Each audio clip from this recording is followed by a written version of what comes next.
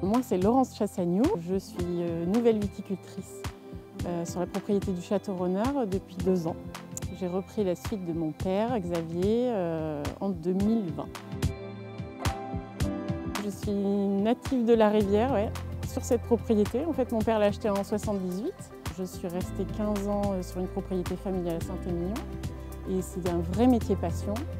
Et en plus, j'aime cette appellation du Fronçadé. J'aime cette propriété et je suis née ici et voilà. C'est une propriété qui fait 12 hectares et demi. On fait du Bordeaux supérieur, un peu de Bordeaux rosé et du Fronsac en majorité, qui se trouve derrière moi sur les coteaux de la propriété. Après, c'est majoritairement du Merlot à 90%. On a du Cabernet Franc et on vient de planter une parcelle de Cabernet Sauvignon pour apporter un peu plus de vivacité à nos vins.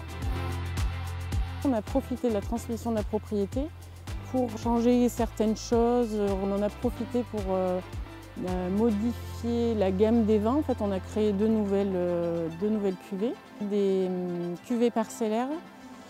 Une qui est plus en haut des coteaux, ce sont des sables calcaires agglomérés, typiques de notre coteau, qui s'appelle les sables de renard. Et après, il y en a une autre qui est un peu plus dans les bas de coteau, avec des argilo-calcaires. Et donc ça fait 2 profils de vins différents. Un typique Fronsac, l'autre qui est un peu plus, qui a été aussi créé pour ça, qui est un peu plus vin des copains, facile à boire, je l'ouvre, je le bois plus rapidement.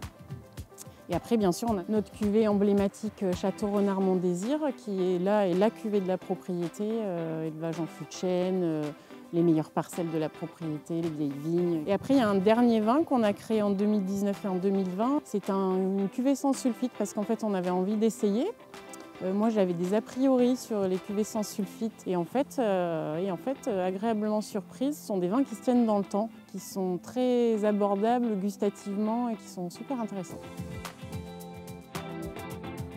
L'agriculture bio, je pense que me concernant, c'est une fin en soi. De toute façon, je pense qu'on tend vers ça et c'est dans notre ADN. La propriété était conduite en bio depuis des années. Ça fait depuis les années 90-95 qu'on ne désherbe plus ici. Toute la propriété a été ultra raisonnée depuis des années et donc il y avait juste cette certification à passer et à avoir un engagement dans la certification bio. Et en fait, c'est à la transmission de la propriété qu'on s'est dit, bon ben, pourquoi pas, c'est maintenant peut-être qu'il faut le faire aussi, ça permettra de créer le changement aussi peut-être. Moi, je ne suis pas du style à dire aux gens mon vin il est comme ça, vous allez avoir ses arômes, ses goûts. Je pense que chacun a sa dégustation et c'est ce que je dis toujours à tout le monde quand on fait un bœuf bourguignon, peut-être que toi tu vas sentir plus certaines épices et moi d'autres. Et en fait chacun a son palais, chacun a ses goûts. Chaque vin de chaque propriété différente a sa particularité. Et nous, bien sûr, nous avons notre particularité, mais il faut venir le goûter pour connaître la particularité.